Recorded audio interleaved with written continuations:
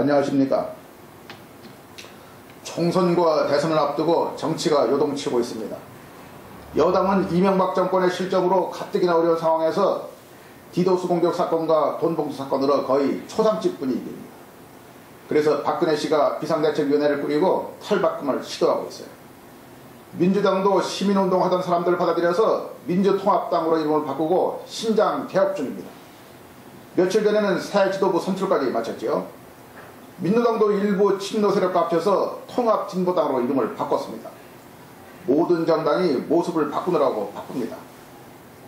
그러나 이런 식으로 성형수술을 하고 화장하고 또 새 옷을 입으면 그 당의 성격이 달라지겠습니까? 물론 약간은 달라지겠죠. 그러나 당의 본질까지 달라지게 하겠습니까?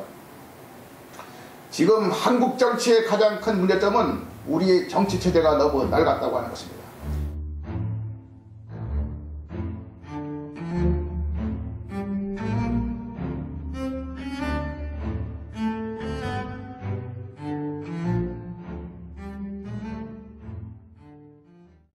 우리 정치는 10여 년째 계속 보수와 진보로 나눠서 싸우고 있습니다. 패거리를 이뤄서 거의 사생결단 수준으로 싸웁니다. 며칠 전 민주통합당의 지도부에 선출된 한 인사는 5년 동안 당한 것을 그대로 대갚아주겠다 이런 발언을 했어요. 말하자면 복수를 하겠다고 하는 것입니다. 그러면 한나라당과 민주당이 그렇게 복수를 해야 할 정도로까지 이념적 차이가 큽니까? 물론 민주주의에 대한 생각이나 대북 정책에서는 상당한 차이가 있어요. 민주당이나 열린우리당이 대북 포용 정책을 써온 데 비해서 이명박 정권은 냉전적인 대결 정책으로 되돌아갔어요. 이거 아주 안 좋은 겁니다. 그러나 사회 경제 정책은 어떻습니까? 큰 차이가 있습니까? 민주당이나 열린우리당이 복지를 좀 확대한 것은 사실이에요. 그러나 그것은 2000년대 들어와서 빈부차가 너무 커졌기 때문이고, 따라서 어떤 여당이라도 표를 의식한다면 그렇게 했을 것입니다. 다른 정책들은 어떻습니까? 신자유주의에 대한 태도라든가 재벌이나 대기업에 대한 정책, 노동유연화 정책, 주택정책, 자영업자에 대한 정책, 자유무역협정 체결에서 크게 다른 것이 있습니까?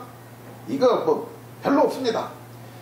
김대중, 노무현, 이명박의 세 정권은 모두 세계화라는 이름 아래 신자유주의를 기본적인 원리로 받아들였어요. 그리고 그 원리 아래서 재벌과 대기업을 키우고 비정규직 늘리고 주택가격 거품 만들고 자영업자들을 더욱 어렵게 했습니다. 그리고 이런 정책들의 단단히 빗장을 채울 자유무역 협정들까지 체결했어요. 무엇이 다릅니까? 다른 것이 거의 없지 않습니까?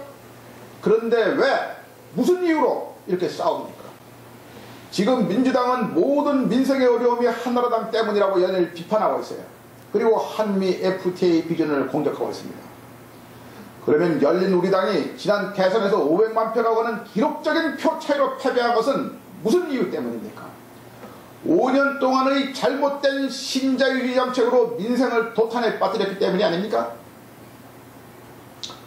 또 한미 FTA를 체결한 것은 노무현 대통령 아닙니까?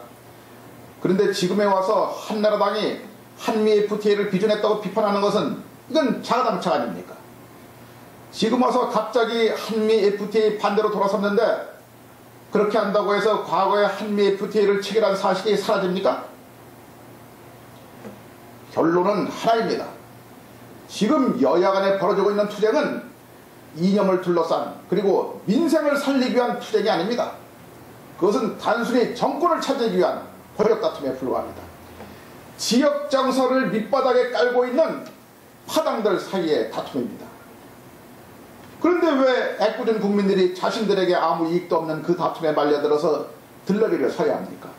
왜 정치꾼들의 싸움에 시간과 정력을 낭비해야 합니까? 그런다고 뭐 달라지는 것이 있습니까? 지금 세상은 급변하고 있습니다. 경제공황의 검은 그림자가 우리 주위에 넘실대고 있어요.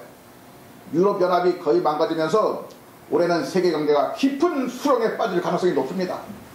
그에 따라 우리 서민대중들의 고통도 더 커질 것입니다.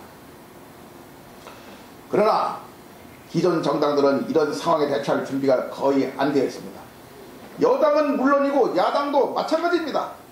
연합정치론을 내세우면서 야당이 힘을 합쳐 정권을 바꾸면 된다고 주장하나 그런다고 무엇이 달라지겠습니까? 그들의 실력은 지난번의 집권들로 이미 다 드러난 것 아닙니까? 기존의 무능한 정당들은 이미 수명을 다했습니다. 그리고 우리가 처한 2012년의 상황에서 기존의 진보와 보수라는 낡은 정치 체제도 이미 아무 역할을 할 수 없게 되어 있습니다.